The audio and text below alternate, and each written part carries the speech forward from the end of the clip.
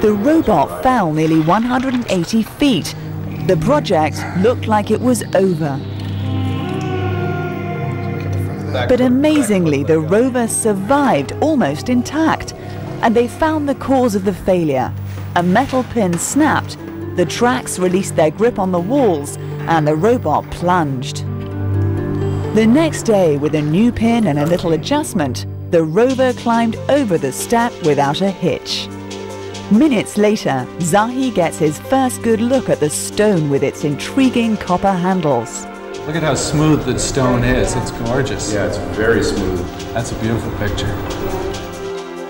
These are the most detailed images ever, and already they've been able to make a tantalizing discovery. So from this chip at the bottom corner, you can see the shadows, and you can see very clearly that this stone is sitting in a vertical groove in the side wall. And that's very good news, because that is what you would do if this were actually a door that was slid into the place from above. Then remote sensing expert Meg Waters notices a curious substance in front of the stone. What do you think it is? I think it may be mortar. I think it's actually really It's clean. exactly the It's same. intentional. The mortar that exists underneath that slab, it shows that this is a space. I'm sure that this is a movable stone, and they pushed it there. I see. It may have been movable when they set it, but mortar would have locked it in place. That may mean the only way to see past the stone is to drill a tiny peephole for a camera. To prepare for that, the team will have to modify the robot back in Boston. Learning new details about the stone has only whetted everyone's appetite to see behind it.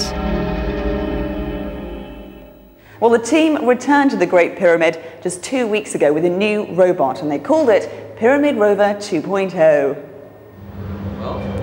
One of the most promising innovations was a ramp to get over the step. It won't stay in the shaft for eternity. It'll be easily retrieved at the end of the investigation. Let's do it. The team wanted to find out as much as possible about the stone. Was it a door? Did it move? Or was it a big solid block? Most of all, they wanted to see past it, but only if they could minimize the damage to the stone. They'd already tried to look through every existing seam and crack, like the one in the corner, but none opened to the other side. On this trip, the robot was carrying a device to measure the thickness of the stone. Okay. To get an accurate reading, the rover had to push with as much as 40 pounds of force. Firing. Adjust only resetting. So while it was reading the thickness, it was also seeing if the stone would move. The signal. But it didn't budge. Setting. Then, some amazing news. The measuring device indicated that the stone was only about 3 inches thick, so maybe drilling a small peephole in the stone was now an option. But Zahi was unsure. What's important for me is the safety of the pyramid. If it's not going to be safe, I will never agree at all. So the team built a mock-up of the shaft and stone and started test drilling. In less than 25 seconds, the robot had put a clean hole straight through the stone, just big enough for a tiny camera and light to fit through it. Still wary, the team tried making holes in different kinds of stone. Some weathered like the pyramid stone, some in even worse condition. Every hole was clean with no chips or fractures. Finally, Dr. Hawass decided to go ahead. Armed with a drill, the robot moved up the shaft for its most important mission so far. It was 6 a.m. and the end of a 24-hour shift. Everyone was there to watch this historic moment. They knew they had to get it right.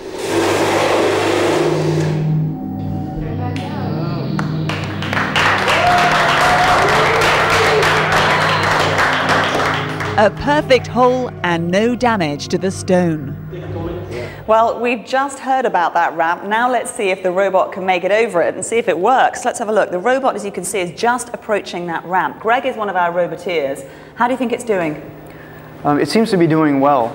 There's actually a significant amount of effort that went into the design of the ramp, including evaluating video data from previous missions and building a model of that particular step.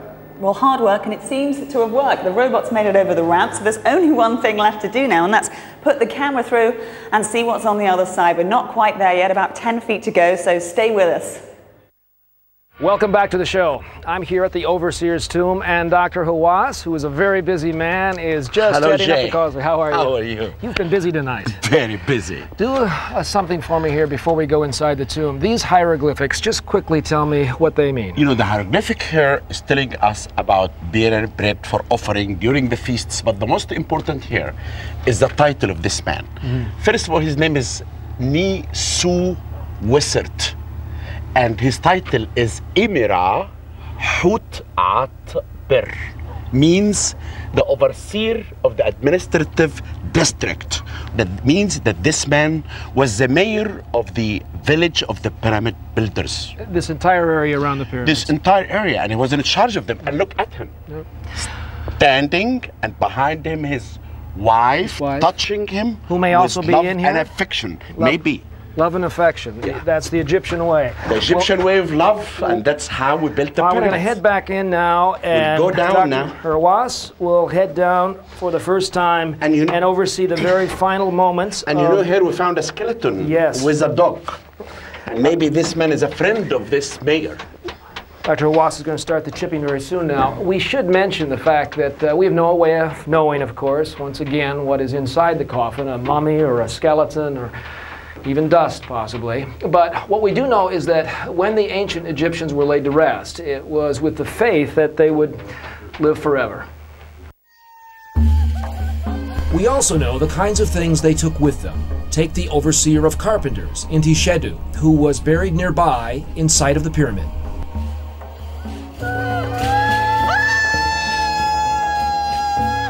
And being buried so close to the king gave him a better shot at eternity. As an overseer, Inti Shedu could afford some funeral extras. He took several statues to the grave, each painted and carved in stone. His immortality depended on the statues which, when placed inside his tomb, would serve as his spiritual doubles. Statues, beer jars, and other artifacts have given us key details about the builders. But the most important details in Inti Shedu's tomb, like all the workers found in the cemetery, are in his bones. Inti Shedu and the other workers buried in the cemetery did achieve immortality in a way, thanks to modern Egyptian scientists. For Zahi, the revelations from their bones and tombs have helped rewrite history. Before he found them, he had been haunted by the writings of an ancient Greek historian who claimed the pyramids were built by an army of 100,000 slaves. But new discoveries by bone expert Dr. Azza Mohammed Sari al-Din is showing that the Greeks had it wrong. Dr. Azza is a kind of bone reader, and etched deep into the bones are the stories of the ancient workers. A slave army would have been mostly male, but that is not the case with these bones. We found that the percentages of the males to the females was about 50%. And also we found some children. Instead of slaves, Dr. Azza seemed to be finding the remains of some kind of workers' village, where entire families lived. And the bones tell another story about this place. Whether slave or free, many of the workers spent most of their days doing brutally hard work. X-rays of the ancient bones reveal severe wear, Many of the workers' joints had been ruined by extreme and repeated stress. And the idea of back-breaking work may have started in ancient Egypt, where there are plenty of damaged spines as evidence. The spine is severely curved, and this is of course caused by compression of the vertebrae, especially these 2 or 3 vertebrae are wedge-shaped.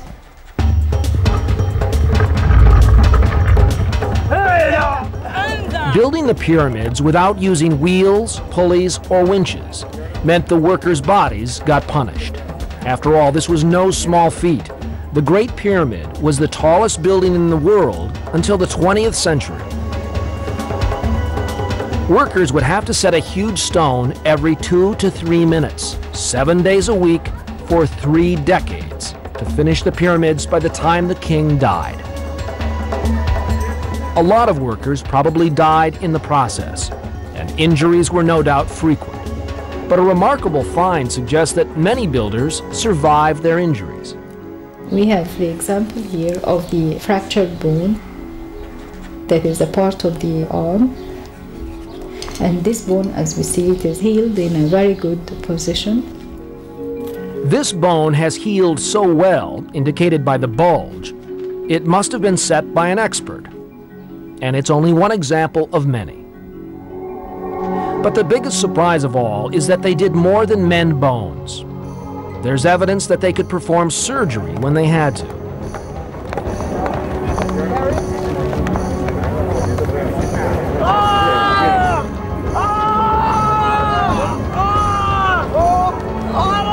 When the weight of a crushing stone virtually destroyed a worker's lower arm, there was only one medical solution: amputation.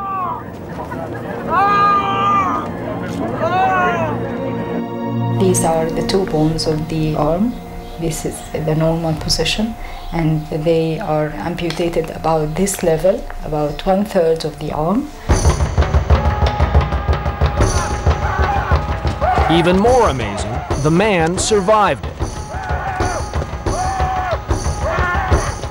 And for this individual, we have also the upper arm, and we can see which is this part of the bone, and you can notice that is curved because this individual were having this amputation at this level, so he used to use his hand like this, and this causes the curvature in the bone as we see here.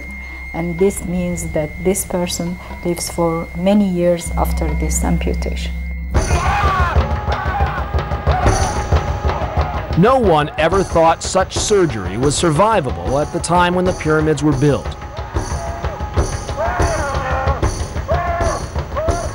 The doctors were not only able to stop the bleeding, they somehow stopped the infection too, possibly by cauterizing the wound with searing hot metal. Would slaves have been cared for so well? Not likely. Their treatment seems to show just how valuable the workers were, and just how important this royal building project was to ancient Egypt. Back inside the Queen's chamber, the hush in here just is a sign of the excitement and the tension. We're just approaching the door. Don't go away. Welcome back to the Overseer's tomb, the burial chamber. You can see, if the camera drops down here for a second, they've already chipped away underneath the lid, all through here on 2 sides. And Dr. Hawass, tell me, there are fingerprints on the surface of the lid. Jay, you can look here. I really can feel the finger of my ancestor, this workman who closed it, the workmen who are involved in building the pyramid. That's the handprint of the man who closed the seal. Comes to my heart. That's the fingerprints of the man who closed the seal. You're going to be the one who opens it tonight. We'll open it tonight. All right. All right. The rest of the mortar will take just a few seconds, I assume? We'll start now. I'm finishing the whole thing, as a matter of fact. Right. We, of course, do not know exactly who the man is inside this tomb. But we do know that he was not a royal advisor.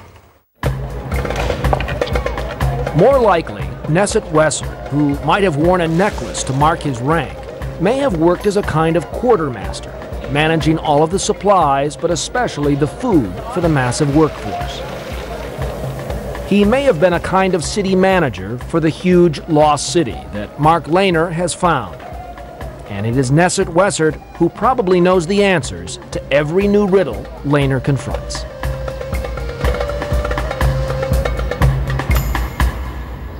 As we peeled back the sand from the desert, we did find the footprint of a city of the pyramids. We found a city, but it wasn't where people were living. It was where they were working. And they weren't just baking bread. They were preparing food on a scale that would put an army field kitchen to shame. In our excavations of the ruins of this city of the pyramids, we find thousands and thousands of pieces of cattle bone. In fact, along Main Street of the city, we find those kinds of bones that would have been left behind in butchering, jaw bones and teeth and knuckle bones. This made us wonder, was a large part of the street and the city given over to the slaughter of cattle and the preparation of meat?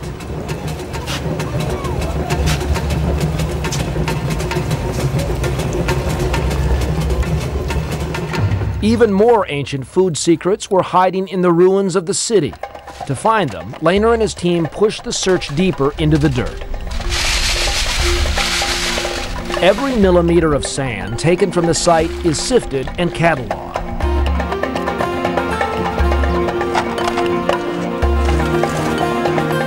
Hundreds of thousands of pottery shards, tiny fragments of charcoal, even seeds. Everything is analyzed and recorded in minute detail. The relentless work finally pays off with another revelation. It seems that these workers thrived on more than just bread and meat. Looks like the spine of a little fish.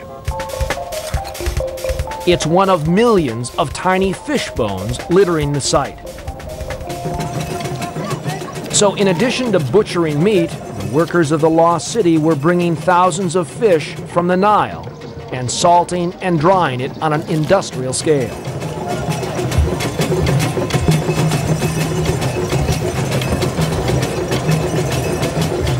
These weren't slave rations. These workers were being fed like Olympic athletes.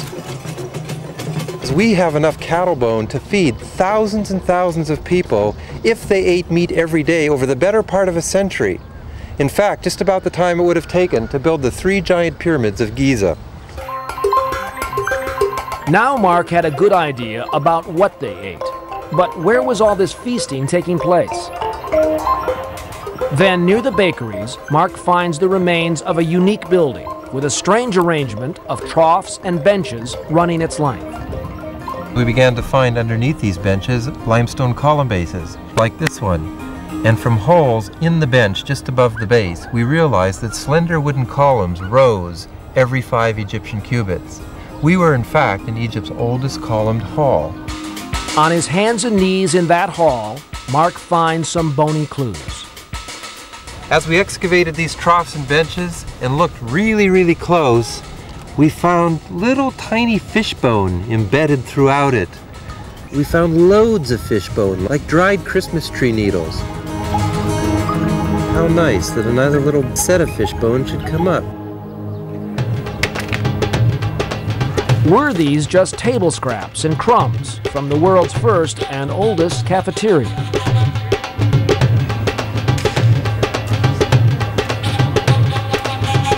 Maybe this was the place where groups of workers came to eat each morning before a strenuous day's work.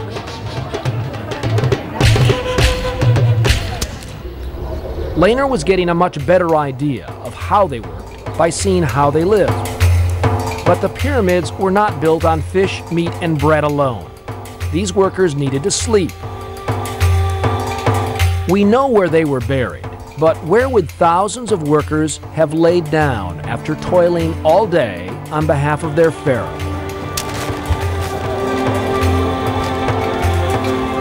The man-god who would be laid to rest inside his pyramid.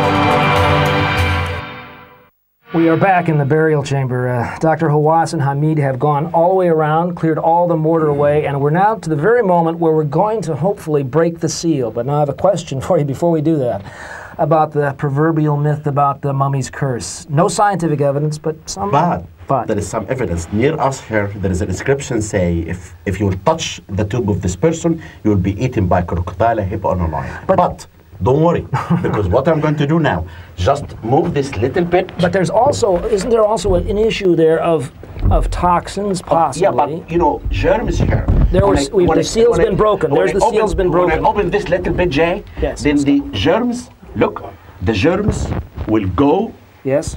And nothing will happen to me, but maybe something will happen to you. Because the germs is just He's a very encouraging fellow, isn't he? But, ladies and gentlemen, what we've just seen here now is the seal on the coffin has been broken.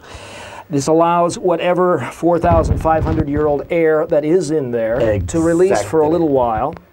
And then we're off for the opening in a few minutes. We'll open it and you will watch the most exciting. This kind of painstaking archaeology was not always performed. In fact, back in the 19th century, explorers were often ready with the dynamite when they went after treasures. Though Zahi may have preferred a more subtle technique, it was a nearly insane blasting campaign in the 1800s that led to one of the most amazing discoveries ever made in the Great Pyramid. Then, a British colonel named Howard Vyse used dynamite in a futile hunt for treasure within the Great Pyramid. Instead, he discovered several secret rooms stacked one over the other above the king's burial room. There are 5, and they're called relieving chambers, built to spread the enormous load bearing down on the king's tomb below.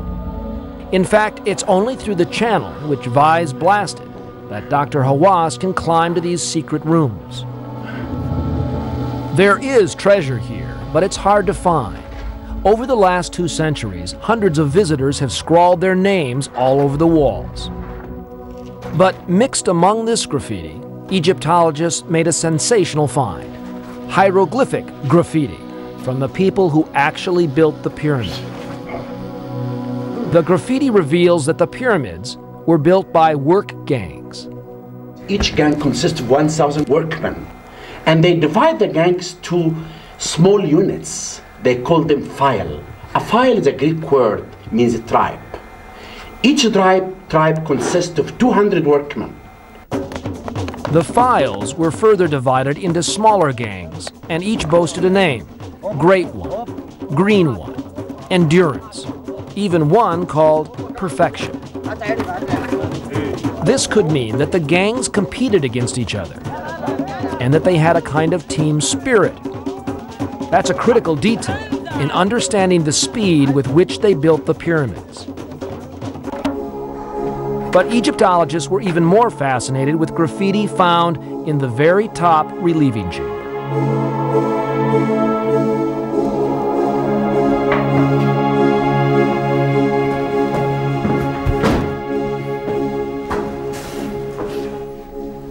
This is the name.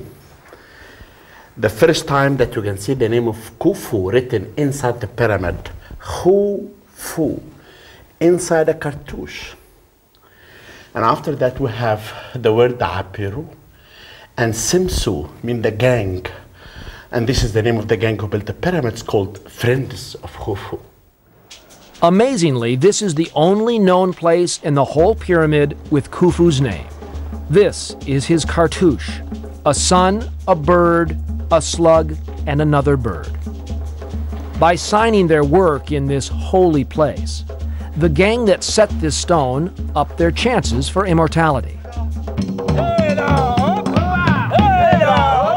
Dividing the workers into gangs revealed how the pyramid planners organized their men.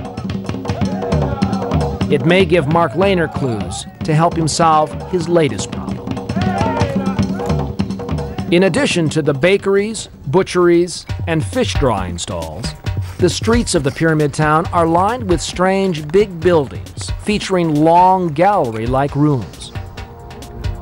The Egyptians did invent bowling, but these aren't bowling alleys. So at first we thought, well, we don't know what this is. It's quite alien, and it doesn't fit our expectations at all. Were these long rooms also for food production? What could the pyramid builders have been doing here? Then one morning, Mark had an idea.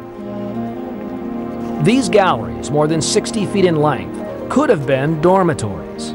Maybe this is where a whole crew of workers slept. If the long galleries were dormitories, could it be that this was where the Perfection Gang, or even a gang like the Friends of Khufu, slept? Maybe the gangs not only worked together, but like an army platoon, they shared a barracks too. This theory leaves another question for Mark. He thinks it only took about 25,000 workers to build the pyramids. There's room for about 2,000 in the dorms. So where did the rest of the workers sleep? It's a good chance that the entire work site, the entire construction yard, was in fact a campsite. It's a very reasonable assumption that people were camped all over the quarry and on the pyramid itself during the time it was being built.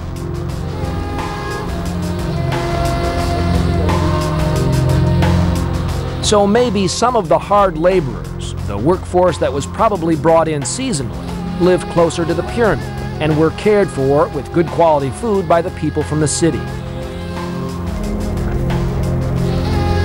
But overseers like Nesset Wessert, the man whose tomb will open shortly, and the skilled workers on the job were not campers. Where did they live? Mark was still missing key parts of his picture, but that was about to change. Toward the end of their digging season, Mark's team pushed the edges of the site further than ever before and uncovered a critical part of the puzzle. It was only in the last few weeks when we moved this far east that we began to find these little chambers and these little houses. At last, the city is beginning to make sense. Here in this corner are the houses for the more permanent pyramid workers and their families, the craftspeople, the overseers, the potters, weavers, and carpenters. Based on these new discoveries, both from Dr. Hawass and from his own site, Lehner is now able to create the most comprehensive picture of the Giza Plateau we've ever seen. The world's first industrial city, surrounded by houses for skilled craftsmen and their families, an extended campsite for seasonal workers, and an incredible building project. It is a portrait of ancient Egyptian power on the rise. And you couldn't ask for a more spectacular symbol of that power than this incredible structure, which originally was finished with brilliant white stone. We're inside the Queen's Chamber and we're about to find out what's on the other side of the stone. Don't go away. Welcome back to the show. If there's ever been a moment of revelation, this is it. 4,500 years ago. We're ready, Zahid. Ready now? Yes. The lid is going to come off, hopefully. And we're going to do our best here to bring a camera in.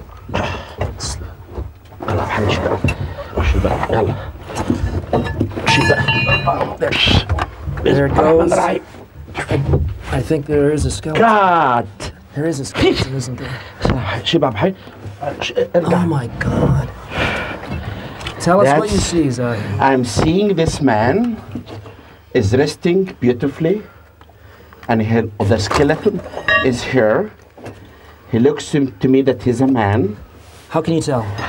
I can see from looking at that part, we can know that this is Nesset Wessert. His skull is completely preserved. It's this perfect. It looks like he's lying on his side. Yeah, it's lying his side, and it's dated back to 4,500 years ago. I expected to see some pottery that he will use in the beyond, but you know, all the pottery has been found around here. We found beer jar and that he will drink in the afterlife, and we found bread molds and all this kind of old kingdom typical stuff. Is there significance to the fact that he's on his side facing east? Yeah, because he's looking at the rising sun. But the most important thing that I want people to learn from this Shay, that these are the fingerprints of the workmen. the Egyptians who built the pyramids. This can shut the mouth of all these idiots who talks about lost civilization and all this kind of nonsense. This man, his existence, his skull. In that time in Dynasty 4, mummification was very rare. Yeah, tell me about that, because this was 1,000 years before King Tutankhamun, right? Yes, about 900 years before King Tut. Mummification was not, it was still in an experimental stage. You know, in my excavation here west of the Great Pyramid, I found a mummy, but that mummy was only a mask of a lady. We called her Mona Lisa. But look at this. He wants to preserve his skeleton because he's an important man. He cannot leave the skeleton alone. Do you see any artifacts, Zahir? Any amulets? You know, Jay, right now, I do not want to disturb this. Right. This is how archaeology, we have to be very careful in documentation. Up there is a photographer will come right away, take photographs. And number two, a man who's doing conservation will come to protect the skull. Number three, every piece of this carefully will be taken to the lab for X-ray. Then we found about his age, when did he die, any kind of diseases. Any DNA analysis? I do not believe DNA now is not really accurate with mummies and ancient bones at all. But the most important thing that we can know, the skull that we found outside, we have evidence that he died through a fight with someone. Okay. This is obviously very cursory at this point. The skull seems to be completely intact. Where is my brush? There. I can clean this beautiful face and tell this man to tell the world that the Egyptians were the builder of the pyramids. It's really a message from the suit wizard, and I'm glad that this man saved his body. This is one of the principal points that you want to make, isn't it, Doctor? That the Egyptians were not the slave culture in any way. This is very important. You know who existed slaves? Cecil de Mille. Pyramids has to be built by love. Is this what you expected it to be? I did expect exactly that, but the skull, when I look at his face, I can really see him live in front of me. Right. And telling the world about the Egyptians, they were like us. Now begins the hard archaeology in some ways, but one incredible discovery for tonight. I can't quite believe that we've got this one. More perhaps ahead over at the Queen's Chamber, so stay with us. We're back after that extraordinary revelation. We finally know what's in that tomb. Dr. Hawass, however, has had to head back to the Great Pyramid, where we hope that he will be seen past the stone door in the shaft in just a moment. But now, what about this 4,500-year-old man? If he managed the pyramid town, he would have done it from a palace or a real building. But where is it? Archaeologist Mark Lehner might have the answer. At the southern edge of his site, Lehner found the remains of two massive stone walls, separated by a space equal to a modern sidewalk. Stone was a rare find in the mud brick of the lost city. It was for something monumental, almost royal, like the pyramids themselves. And these walls were big, almost 3 feet thick. Whatever this building housed, or guarded, it had to be extremely valuable. These two walls, just the corners poking out, suggested that everything we had found already was simply an adjunct to whatever this was. In other words, this was the most important building on the whole site. But what was it? Was it the boundary wall of a royal building? Littered throughout the site, they find evidence that it was. Fragments from the king's seal, used for closing sacks of grain or jars of wine. As they continued to dig inside the stone walls, the story entered the final act. In the last few days, we've been digging in this big, sunken, rectangular area that's been filled with all this stone, debris, and rubble that you see here. And as we've been moving the stony rubble, we're finding these curious semicircular features made out of mud. These were once round silos, it's certain now. And there were a whole series of them. We have 7, 8, maybe there were dozens, one right next to another. And these silos must have been used for storing grain. But why would silos, something we take for granted, be so important? These silos, tucked within the imposing stone walls, embody the heart of not only the lost city of the pyramids, but the entire pyramid complex. 4,500 years ago, food was frequently scarce, and grain would have been like gold, carefully controlled and guarded. Grain was the engine that powered the project, the source of the staple food, bread. If there had been no bread, there would have been no pyramids. The grain silos inside the royal building is where Nesset Wessert may have spent many of his days. Checking the quantity of grain with his pharaoh might have been a routine duty. Ensuring that there was plenty of grain to feed the workers would have been his most important task, for plentiful grain was a guarantee that the king's pyramid would be completed before the king died. While building it was a colossal challenge, as the pyramid was a sacred place, so it had to be built according to all their religious beliefs. That might help explain what these shafts were for. There are two similar shafts above us in the king's chamber. The difference with those is that they do go all the way to the outside of the pyramid. So why wouldn't these shafts here in the queen's chamber also reach to the outside? Zahi and remote sensing expert Meg Waters decided to climb the pyramid for another look. The Great Pyramid rises some 450 feet above the ground, and climbing it reveals just how big the building blocks are.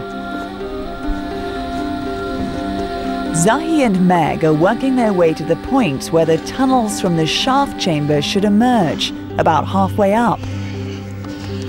We are near that shaft now. Okay. But the archaeologists here at Giza looked everywhere on the surface, on the south here, and they could not find any evidence at all of this shaft that has a hole outside. Can you tell me what were the shafts for? My theory that I believe that the south shaft functioned, it's a symbolic corridor for the soul of the king as the sun god Ra. Then symbolically in the mind of the Egyptian, that the soul of the king will go through that shaft. The northern one, it's also a model corridor for the king as the god Horus to join the northern stars. The role of the shafts must have been very important because building them was incredibly difficult. They weren't just drilled through the finished pyramid. As we've seen, they were carefully laid out as the pyramid went up, layer by layer.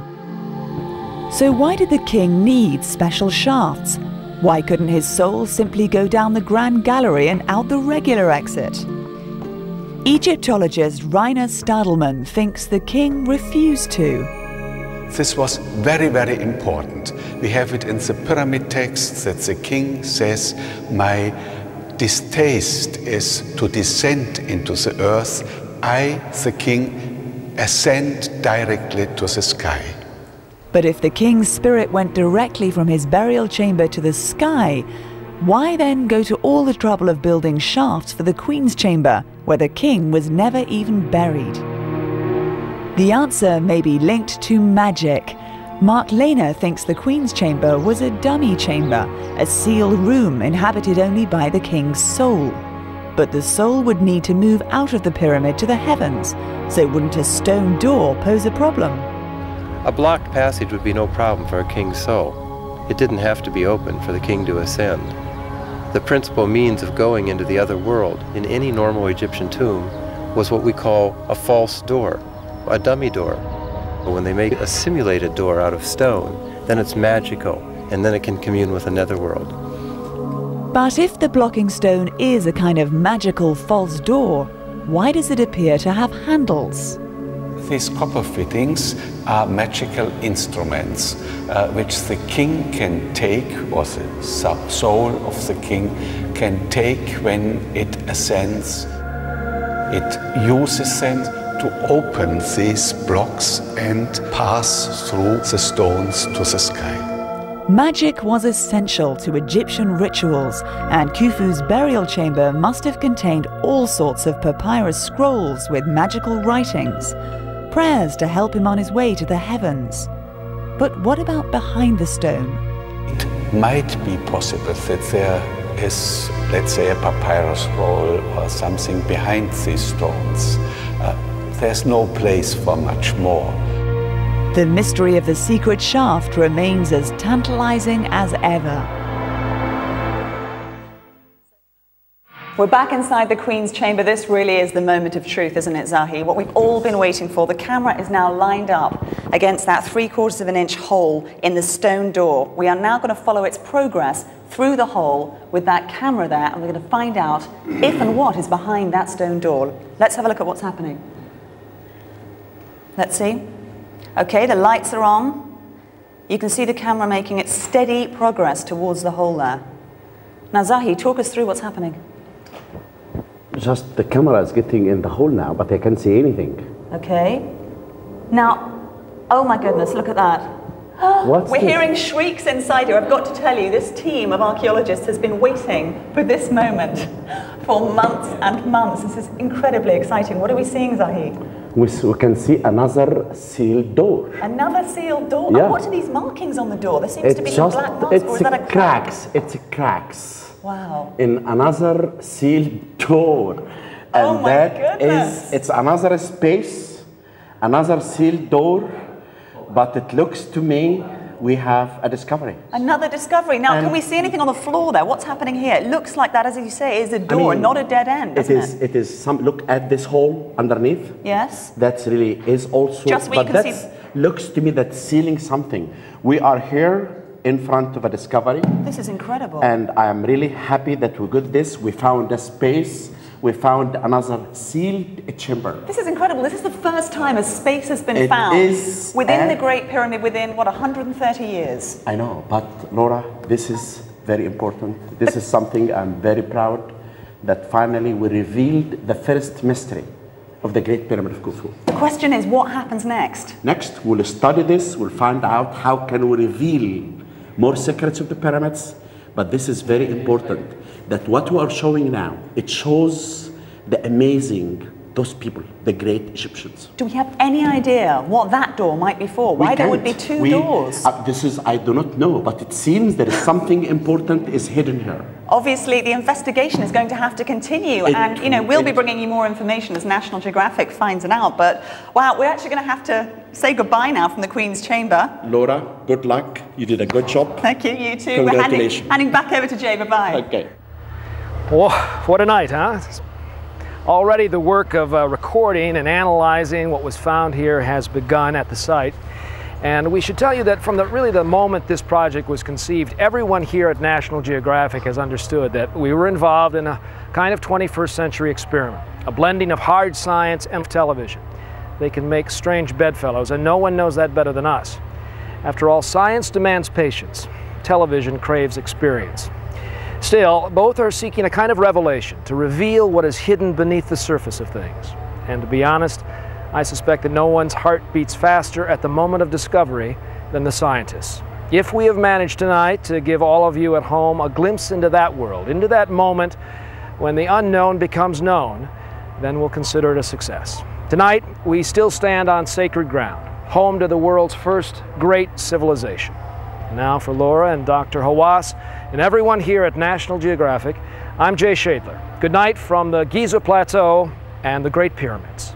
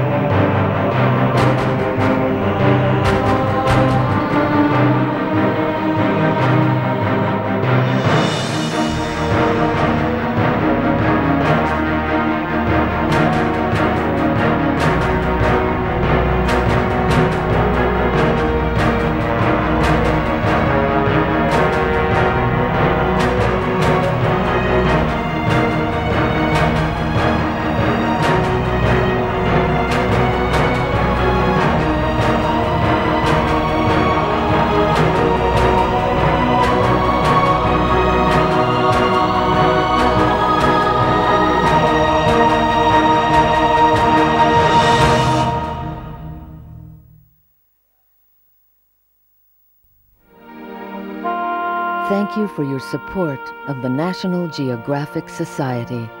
With your help, we are able to further our non-profit mission to increase global understanding through education, exploration, research, and conservation. National Geographic, helping you to explore the world and all that's in it.